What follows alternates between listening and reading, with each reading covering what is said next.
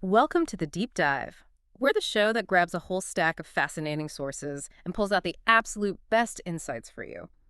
Today, we're jumping into something that's just exploded into our lives: artificial intelligence. I mean, AI is everywhere now, right? But what's really fascinating, and yeah, sometimes a bit controversial, is how it's shaking up human creativity. The music you listen to, the art you scroll past, it's everywhere. It really is. And for this deep dive, our mission is basically to unpack how AI is uh, changing pop culture, art, what authorship even means, and stirring up these big ethical questions in creative fields. We've got cultural analyses, legal reports, all sorts of things. We're going to sift through them, find the key facts, the surprising bits, and try to make sense of what this all means for creativity itself. Yeah, get ready for some moments where you just go, aha. Because AI isn't just a new paintbrush or keyboard. It seems to Yeah. be changing the game of what it means to create something, to own it, maybe even what it means to be an expert anymore. So let's dive in. Okay, so first off, the speed. AI-generated entertainment, films, music, books, it's becoming mainstream incredibly fast. Our sources show these generative tools popping up everywhere, influencing plots, soundtracks, you name it. Right, and that speed immediately brings up this authorship blur, as some sources call it. If AI is trained on and remixes tons of existing stuff, what does that do to originality? Like beyond the legal stuff, what does it mean for us, humans, creating something unique? Is original even the right word anymore? That's a really deep question. It's more than just lawsuits. The sources suggest maybe we're shifting. If AI is great at spotting patterns and remixing, maybe human value moves from the act of creation to the act of, well, guiding the AI. Yeah. The curation, the prompt, the aha, might be realizing our artistic input shifts. And speaking of shifts, there's this idea of cultural memory compression. Okay, tell me about that. Cultural memory compression, Yeah. what's that mean? Well, think about it. AI learns from what's already out there, right? So it tends to favor things that look like other things. Derivative formats. This could speed up nostalgia cycles, maybe even flatten out history a bit. One source actually asks, are we heading towards a remix singularity, where something truly fundamentally new is just algorithmically impossible? And you see hints of this on places like TikTok. Oh, yeah. The audience remix culture is wild there. People taking AI stuff and flipping it into jokes, into commentary. You get memes pitting like robot writers against soulful humans, or even AI making memes about AI. It's turtles all the way down. But does that mean AI is just reflecting our own weirdness back at us, or is it actually becoming a creative partner, a muse? That's a good way to phrase it. I mean, historically, AI was a character, right? HL 9000, R2-D2, our hopes and fears in robot form. But now, AI is the subject and the creator. It writes scripts, it makes music, it generates images. That's a huge leap from metaphor to medium. And you see this especially in how it enables what some call cultural hybridization. That mixing of styles, K-pop visuals, anime tropes, Afrofuturism. Yeah. Yeah, that's really interesting. How does the AI actually do that? What's going on inside the machine? Right, it's not just cutting and pasting images together, which is a common mistake people make. Basically, AI sees images as numbers, pixel values. During training, it finds these incredibly complex, sometimes incomprehensible patterns between those numbers and text descriptions. So when you ask it for something new, it starts with random noise, like static, and then it shapes that noise according to the patterns it learned, making something that looks coherent and technically is new. So it doesn't know short curly hair like we do. It just knows the words short curly hair are linked to certain number patterns it saw in training. I remember reading about that Midjourney example. Someone prompted Afghan girl, and it spat out images really, really similar to that famous photo, because that's what it linked the phrase to. Midjourney had to ban the prompt. Yeah, exactly. It's pattern matching, not understanding. So knowing that, how does that change how you look at the stuff you see online every day? Or maybe even how you might think about creating something yourself? That's definitely something to chew on, especially when we pivot to the art market, because, wow, things are changing fast there. If you compare AI art and traditional art, the process is just worlds apart. Traditional art has that intuition, the feel of the brush, the muscle memory. How does AI art stack up against that process-wise? Well, AI art is all about patterns, data, iteration. It learns styles from huge data sets and mimics them. And this fuels this huge debate, right? About authorship, about emotional depth. Traditional art, you feel the artist's hand, maybe their soul. With AI art, people ask, is it original? Is it authentic? Can code feel anything or just fake it really well? Some critics say AI lacks, spontaneity, real human depth. Others argue, hey, maybe it's just about how the audience reacts, not the artist's intent. And the market seems to be reacting. The numbers are just Incredible. Our sources say the AI art market was maybe $3.2 billion in 2023, but projected to hit $40.4 billion by 2033. And just the AI image part, nearly a billion by 2030. Those are huge figures. Are there any warnings in the sources? Any potential bubbles here? That's a good question. I mean, while the growth is stunning, yeah, some analyses do raise flags about long-term value, especially tied to that emotional depth critique. Is it a fad? But crucially, other sources point out that for younger generations, digital natives, the tech itself, the process, is part of the appeal. We saw that with Christie's first big AI art sale, Augmented Intelligence, back in Feb 2025. It blew past its estimates, brought in over $700,000. And the buyers. Nearly half were millennials and Gen Z, and over a third were totally new to Christie's. It really seems like growing up with AI makes you more open to valuing art made with AI. And there's the accessibility factor too, right? Mm. Digital art doesn't need wall space. You can have a whole collection on a screen or in the digital wallet. Yeah. That's huge for younger collectors, maybe living in smaller spaces. Okay, and we should probably clarify the whole NFT thing here because people often lump AI art and NFTs together. Can you quickly break that down? Sure. It's simple, really. AI-generated art refers to how the art was made using AI. NFTs, non-fungible tokens, are about ownership. It's a way to prove you own a unique digital thing using blockchain. So you can have AI art that's not an NFT, and you can have NFTs of things that weren't made with AI at all. Gotcha.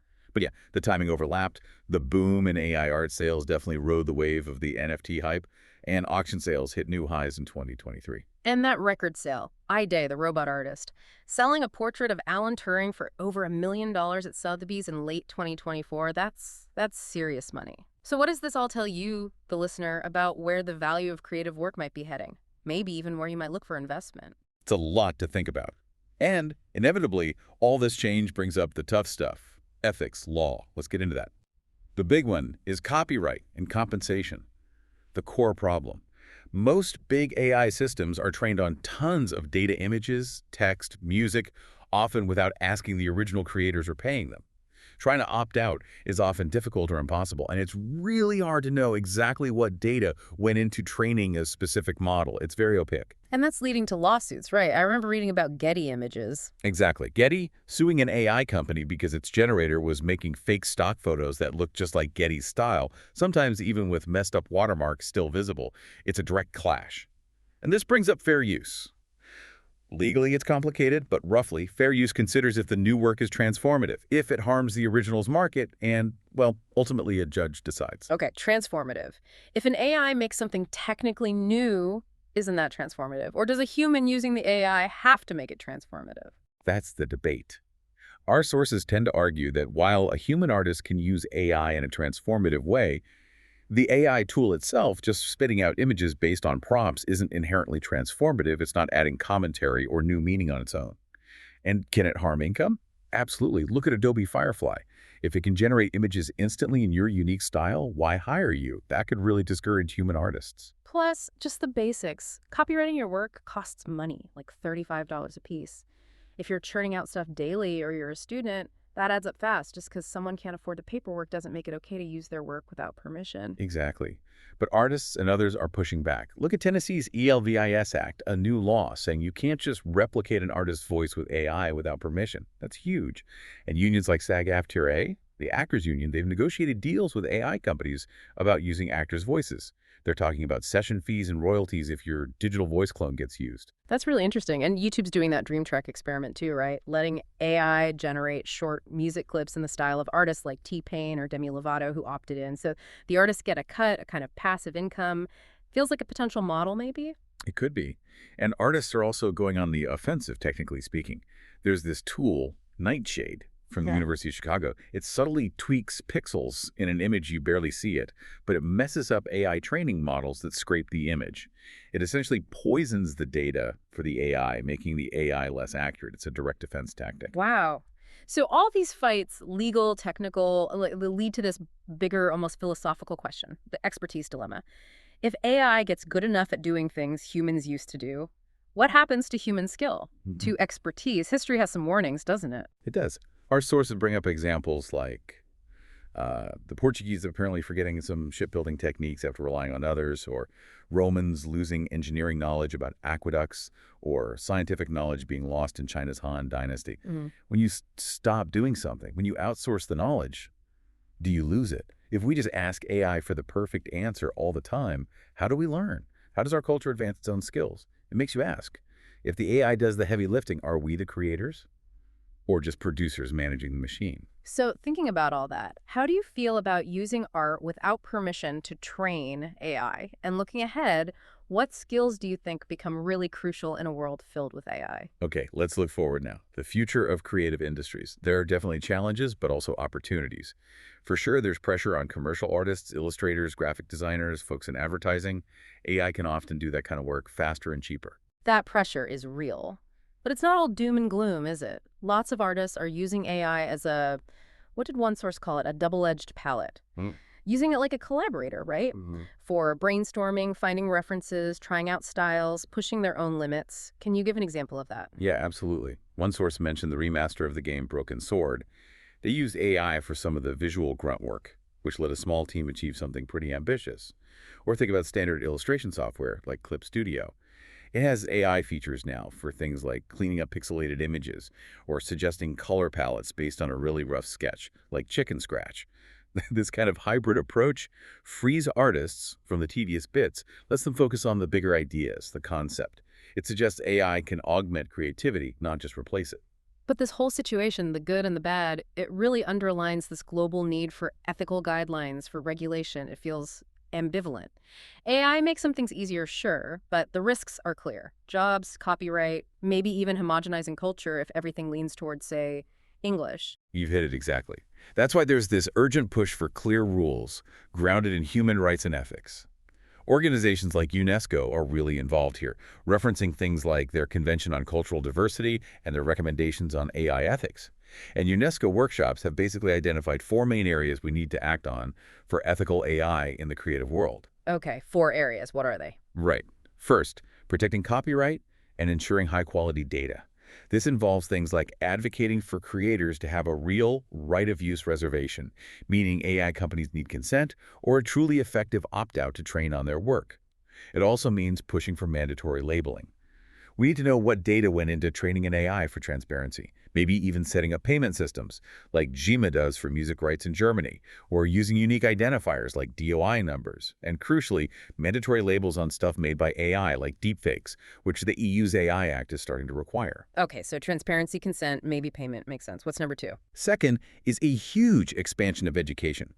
We need to get people the skills to work with AI creatively. That means embedding AI skills into art schools, vocational training, degree programs, and offering training for artists already working. Some sources point to France, where they apparently use some tech tax money to fund cultural programs. That could be a model. Right, skilling up the workforce. Yeah. Got it. Third. Third is promoting networking, basically helping creatives share data and best practices among themselves, and also building bridges between the creative sector and the tech sector. Like the EU's STARTS initiative, it actually places artists inside tech companies to collaborate. That kind of cross-pollination. Okay, breaking down silos. Sounds smart. And the last one, number 4. Fourth is about making sure AI contributes to cultural diversity globally. Right now, a few huge tech companies dominate AI development, and their training data can be biased, reinforcing a kind of Western monoculture. So the idea is to create incentives for developing local AI, training local talent, especially in the global South, improving digital infrastructure there, building platforms for sharing diverse cultural data across borders.